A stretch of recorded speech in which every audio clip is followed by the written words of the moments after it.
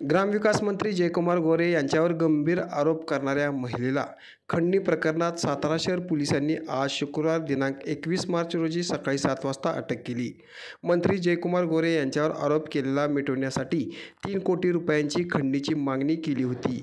त्यापैकी 1 कोटी खंडणीची रक्कम स्वीकारताना या महिलेला अटक करण्यात आली असून आज दुपारी 2 वाजता या महिलेला कोर्टात हजर करण्यात येणार असल्याची माहिती शहर पोलिसांकडून देण्यात आली।